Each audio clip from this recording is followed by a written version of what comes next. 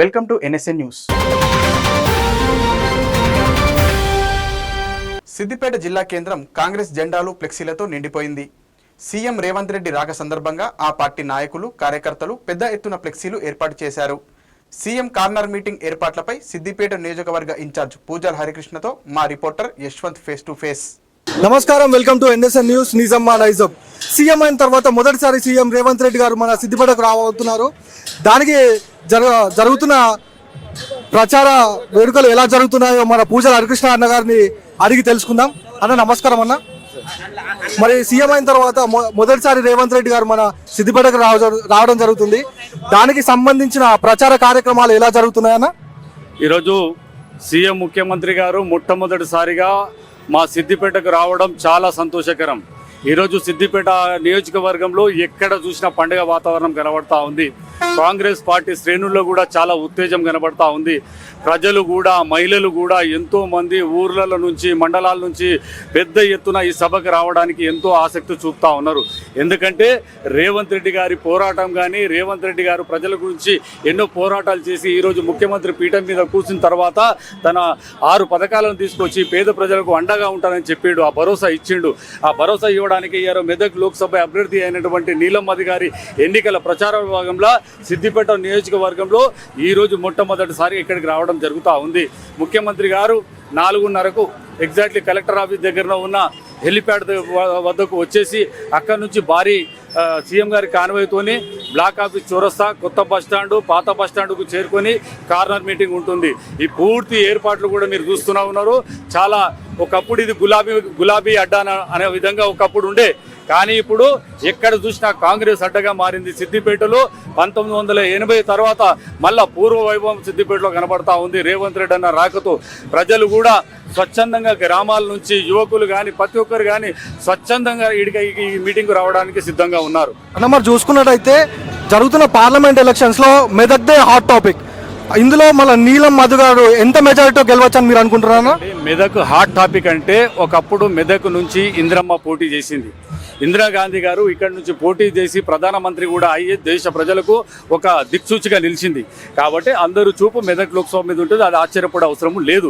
కాబట్టి ఈరోజు మీరు ఏ సర్వేలు చూసినా కూడా మెదక్ లోక్సభలో నీలం మధు గారు గెలవబోతున్నారని చెప్తా ఉన్నారు. ఈరోజు బీసీలంతా ఐక్యంగా పనిచేస్తూ ఉన్నారు.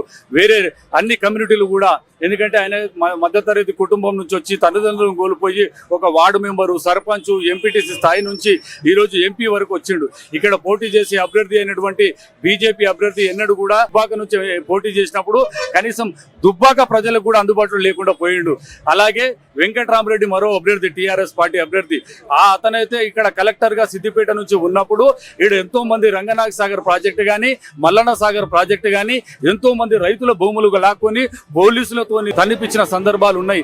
ఇంకా ఏ ముఖం పెట్టుకుని ప్రజల దగ్గరికి ఓటు అడగడానికి వస్తుండో వెంకటరామరెడ్డి ఆత్మవిమర్శన చేసుకోవాలి. ప్రజలు కూడా సిద్ధంగా లేరు. ప్రజలు వెంకటరామరెడ్డి కానీ, రఘునందన్ రావు కానీ ఓటేయడానికి సిద్ధంగా లేరు. ఏదైతే కాంగ్రెస్ పార్టీ అంశాలు 6 పథకాలు ఉన్నాయో 6 పథకాలను నమ్ముతున్నారు. రేవంత్ రెడ్డి నాయకత్వాన్ని నమ్ముతా ఉన్నారు. నీలం మధు గారిని గెలిపించడానికి ప్రజలు కంకణబద్దులై సిద్దిపేట నుంచి కూడా భారీ మెజారిటీ ఇచ్చే దిశలో కూడా సిద్దిపేట కాంగ్రెస్ పార్టీ శ్రేణులు కంకణబద్దులై ఉన్నారు.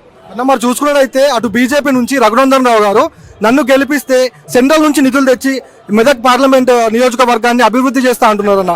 దానిపైన మీ వాక్యాలు ఏంటన్నా? ఒకటన్నా, మొన్న రఘునందన్ రావు దుబ్బాకు నుంచి ఎమ్మెల్యే గెలిచినప్పుడు ఏ పార్టీ నుంచి గెలిచిండు? బీజేపీ నుంచే గెలిచిండు కదా. అధికారంలో కేంద్రంలో ఉన్న పార్టీ ఎవరిది? బీజేపీదే కదా. మరి అప్పుడు లేని నిధులు ఇప్పుడు ఏడ తీసుకొస్తావు? నేను అడుగుతా ఉన్నా. ఇంటికొక ఉద్యోగం అని చెప్పినావు కదా బీజేపీ వాళ్ళు. ఇంటికొక ఉద్యోగం ఇప్పించిన వాడిని కేంద్రం దగ్గర పోయి సిద్దిపేట నియోజకవర్గంలో కానీ, మెదక్ లోక్సభలో కానీ ఇంటికొక ఉద్యోగం ఇచ్చినవని రఘునందరావు అడుగుతా ఉన్నా. నువ్వు పేదోడి అకౌంట్లో నల్లధనాన్ని తీసుకొచ్చి 15 లక్షలు వేస్తా అని చెప్పినావు కదా. మరి కేంద్రంలో ఉన్నది మోదీ, మీ పార్టీ కదా, మీ ప్రభుత్వమే కదా. మరి ఎందుకు నల్లధనాన్ని తీసుకొచ్చి చేయలేదు? ఈ దొంగ మాటలు బంద్ చేయరిగా. ప్రజలు నమ్మడానికి సిద్ధంగా లేరు. ఓన్లీ కులాల మధ్య, మతాల మధ్య చిచ్చు పెట్టి రాజకీయాలు చేస్తా ఉన్నారు.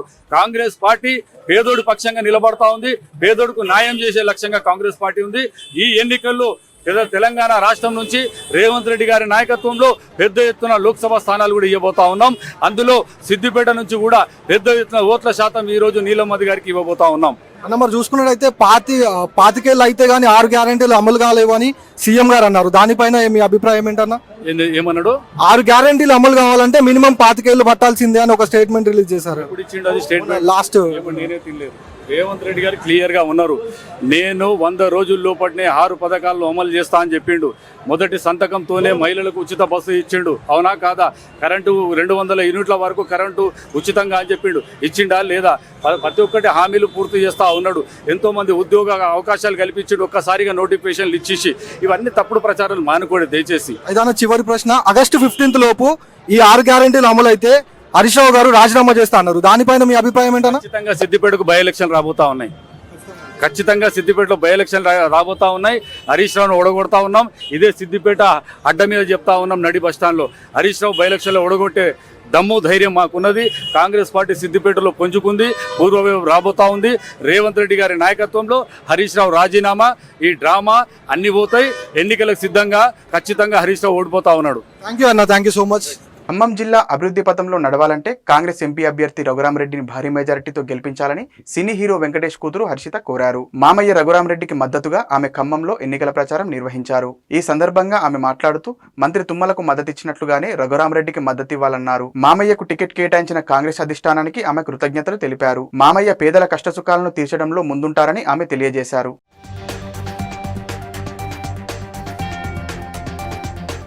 నేను మా మామయ్య గురించి ఒకటి చెప్తాను. మా నాన్న నన్ను ఎట్లా బాగా చూసుకుంటారో మా మామయ్య నన్ను కానీ ఆశ్రిత అక్కని కానీ అట్లనే చూసుకుంటారు.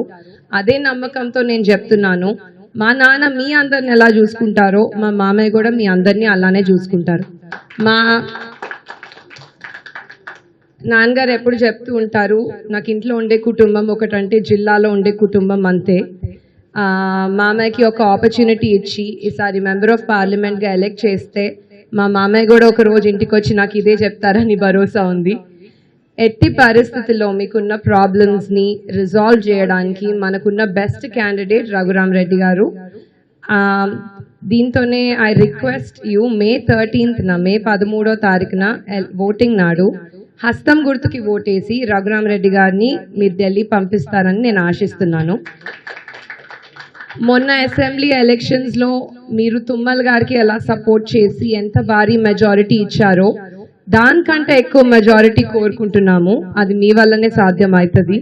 మీరే కాదు, మీరు వెళ్ళి 10 మందికి చెప్పాలి మనకి రఘురామ్ గారు ఎందుకు మంచి క్యాండిడేట్ అని.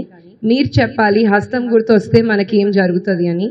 కాంగ్రెస్ పార్టీ వల్ల ఖమ్మం జిల్లాకి ఎంత మేలు జరిగిందో మనందరికీ తెలుసు. ఇదే మేలు జరుగుతూ ఉండాలంటే మళ్ళీ కాంగ్రెసే కదా అధికారంలోకి రావాలి. మన దగ్గర ఎట్లయినా బీజేపీ లేదు ఖమ్మం జిల్లాలో. మళ్ళీ బీఆర్ఎస్ అంటారా, వాళ్ళు స్టేట్లోనే లేరు, ఇంకా సెంటర్కి ఎక్కడికి వెళ్తారు? సో నేను కోరుకునేది ఏంటంటే మీరందరూ 13వ తారీఖున హస్తం గుర్తుకి ఓటేసి కాంగ్రెస్ పార్టీని గెలిపించండి. జై కాంగ్రెస్. ప్రధాని మోడీపై సీఎం రేవంత్ రెడ్డి తీవ్ర విమర్శలు గుప్పించారు. 10 ఏళ్ల మోడీ పాలనలో తెలంగాణకు చేసిందేమీ లేదని దుయ్యబట్టారు. తాజాగా కరీంనగర్ జిల్లా జమ్మికుంట జనజాతర బహిరంగ సభలో సీఎం ప్రసంగించారు. మోడీ కర్ణాటకకు ఖాళీ చెంబు, ఏపీకి మట్టి, తెలంగాణకు గాడిద గుడ్డు ఇచ్చారని ఎద్దేవా చేశారు. సోనియా గాంధీ తెలంగాణకు ఇచ్చిన ఏ ఒక్క హామీని మోడీ అమలు చేయలేదని మండిపడ్డారు. బీజేపీ తెలంగాణ ప్రజలను మాయమాటలతో మోసం చేస్తుందని విమర్శించారు రేవంత్ రెడ్డి. కాంగ్రెస్ అభ్యర్థులను భారీ మెజార్టీతో గెలిపించాలని కోరారు.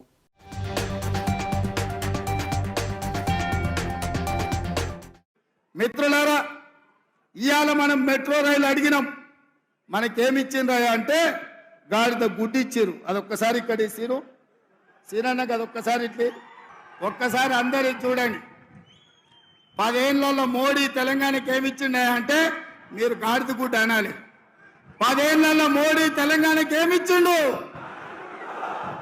మెట్రో రైలు అడిగితే ఏమిచ్చిండు? మూసీ నిధులు అడిగితే ఏమిచ్చిండు?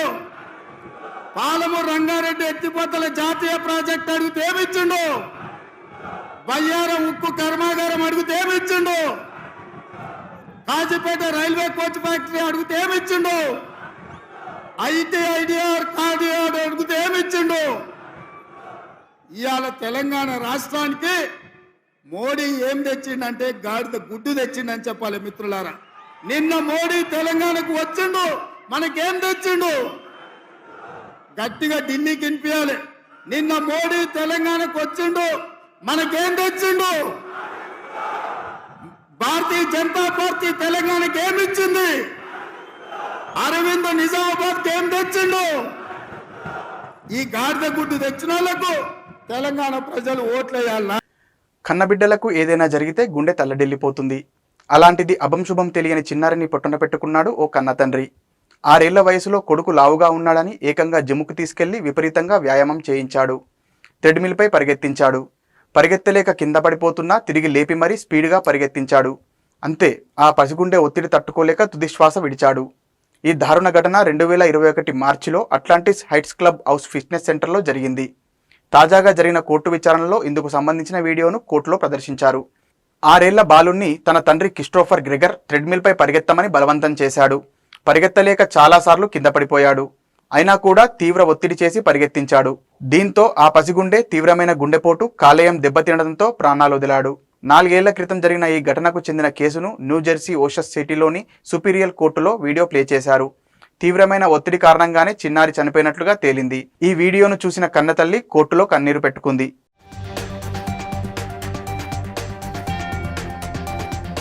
కేసీఆర్కు ఎన్నికల సంఘం నోటీసులు అందజేసింది. రాష్ట్ర ఎన్నికల కమిషన్ ఆదేశాలతో మహబూబాబాద్లో కురవి తహసీల్దార్ సునీల్ రెడ్డి కేసీఆర్కు ఉత్తర్వుల కాపీని బస్సులోనే అందజేశారు.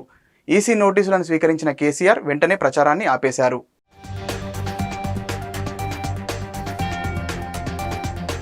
పిఠాపురంలో కూటమి అభ్యర్థి జనసేన అధినేత పవన్ కళ్యాణ్ను భారీ మెజార్టీతో గెలిపించాలని కోరారు హీరో వైష్ణవ్ తేజ్. జబర్దస్త్ ఆర్టిస్టులు సుడిగాలి సుధీర్, గెటప్ శ్రీనులతో కలిసి వైష్ణవ్ తేజ్ రోడ్ షో నిర్వహించారు. ఈ సందర్భంగా హీరో తేజ్ మాట్లాడుతూ మామయ్య పవన్ను భారీ మెజార్టీతో గెలిపిస్తే పిఠాపురాన్ని దేశంలోనే నెంబర్ 1 నియోజకవర్గంగా తీర్చిదిద్దుతారని హామీనిచ్చారు. పవన్ కళ్యాణ్ ప్రజల మనిషిని, ప్రజాసేవే లక్ష్యంగా పనిచేస్తారని కొనియాడారు. కూటమి అభ్యర్థులకు మద్దతివ్వాలని కోరారు వైష్ణవ్.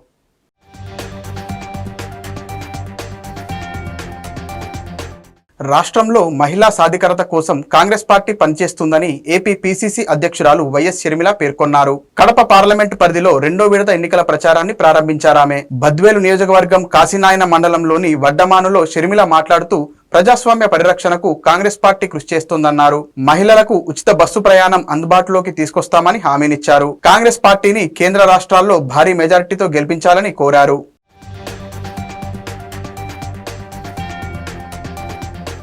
ఒకవైపు న్యాయం ఉంది, ఒకవైపు నేరం ఉంది, ఒకవైపు ధర్మం ఉంది, ఒకవైపు డబ్బు అధికారం ఉంది.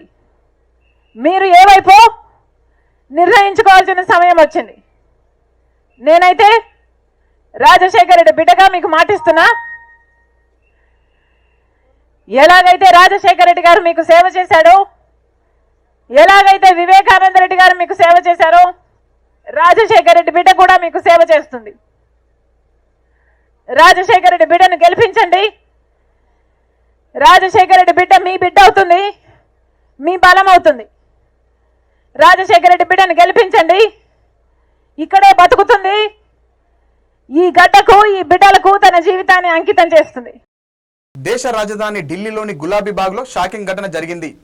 సర్వోదయ కో ఎడ్యుకేషన్ స్కూల్లో బ్లేడుతో దాడి చేసిన ఉదంతం వెలుగులోకి వచ్చింది.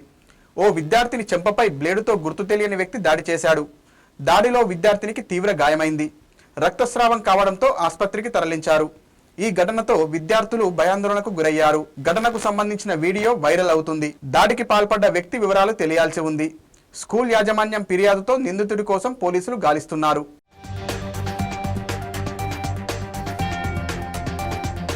మహిళలు రాజకీయంగా, సామాజికంగా, ఆర్థికంగా ఎదిగేందుకు కాంగ్రెస్ కృషి చేస్తుందని ఆ పార్టీ సిద్దిపేట జిల్లా మహిళా అధ్యక్షురాలు ముద్దం లక్ష్మి అన్నారు. జక్కాపూర్ గ్రామానికి చెందిన దాసరి ఉమాను నారాయణరావుపేట మండల మహిళా అధ్యక్షురాలిగా నియమించారు. నియామక పత్రాన్ని యూత్ కాంగ్రెస్ జిల్లా ప్రధాన కార్యదర్శి చింతల రాజ్వీర్ ఆధ్వర్యంలో అందజేశారు. ఈ సందర్భంగా లక్ష్మి మాట్లాడుతూ కాంగ్రెస్లో మహిళలకు మంచి గుర్తింపు ఉంటుందన్నారు. ఎంపీ ఎన్నికల్లో నీలం మధును భారీ మెజారిటీతో గెలిపించుకుందామన్నారు. దళిత బిడ్డకు అధికార పార్టీలో తగిన గుర్తింపు దొరకడం అదృష్టమని సంతోషం వ్యక్తం చేశారు దాసరి ఉమా.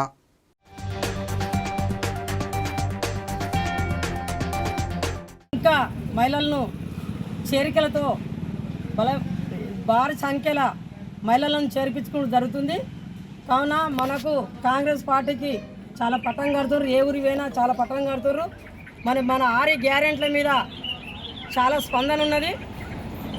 మరి దీని మీద మేము ఈరోజు నీలం మదన్న మరి మెదకు ఉమ్మడి జిల్లా నుండి మరి ఎంపీ అభ్యర్థి కాబట్టి మేము కూడా ప్రతి విలేజ్కి మండలకు మా మహిళా కాంగ్రెస్ నుంచి భారీ సంఖ్యలో మరి ఓటు బ్యాంకు కొరకు ఇవాళ నీల మధు గెలుపు కొరకు మేము కూడా కృషి చేస్తామని చెప్పి మహిళా కాంగ్రెస్ నుంచి చాలా తిరుగుడు జరుగుతుంది.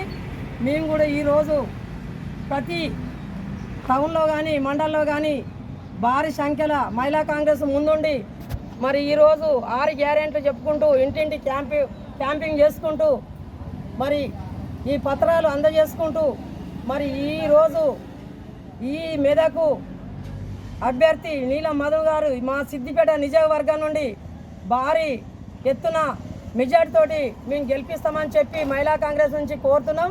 జై మహిళా కాంగ్రెస్, జై మహిళా కాంగ్రెస్, రేవంత్ అన్న గారి నాయకత్వమే, నీలం మదన్న గారి. పర్యావరణ పరిరక్షణలో భాగంగా శ్రీశైలం ఆలయ పరిధిలో ప్లాస్టిక్ నిషేధం విధించారు. దుకాణదారులు ప్లాస్టిక్ వాటర్ బాటిల్స్, ప్లాస్టిక్ కవర్లను విక్రయించకూడదని ఆలయ ఈవో డి పెద్దిరాజు ఆదేశాలు జారీ చేశారు. ప్లాస్టిక్కు ప్రత్యామ్నాయంగా కాగితం, జూట్ సంచులు వినియోగించాలని సూచించారు. శ్రీశైల మహాక్షేత్రాన్ని ప్లాస్టిక్ రహిత క్షేత్రంగా తీర్చిదిద్దేందుకు ఈ నిర్ణయం తీసుకున్నట్టుగా పెద్దిరాజు తెలిపారు. ప్లాస్టిక్ నిషేధంపై దేవస్థానానికి సహకరించాల్సిందిగా స్థానికులు, స్థానిక వ్యాపారులు, హోటల్, సత్రాల నిర్వాహకులను కోరారు. వాటర్ బాటిల్స్ నిషేధంతో భక్తుల ఇక్కట్లు, ప్రత్యామ్నాయ ఏర్పాట్లు చేయలేదని ఆగ్రహం వ్యక్తం చేస్తున్నారు. కాగా ఇప్పటికే ఏపీ ప్రభుత్వం సింగిల్ యూజ్ ప్లాస్టిక్ పై నిషేధం విధించగా ప్లాస్టిక్ నిషేధాన్ని మరింత కఠినంగా అమలు చేసేలా అధికారులు నిర్ణయించారు.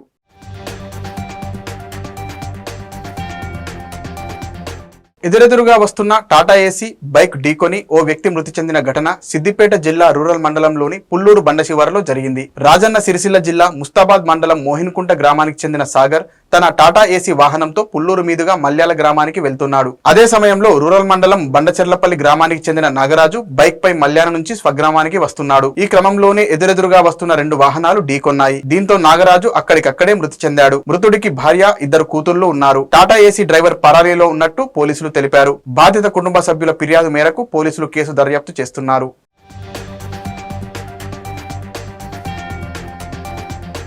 మరిన్ని వార్తలలో మళ్ళీ కలుద్దాం. నమస్కారం.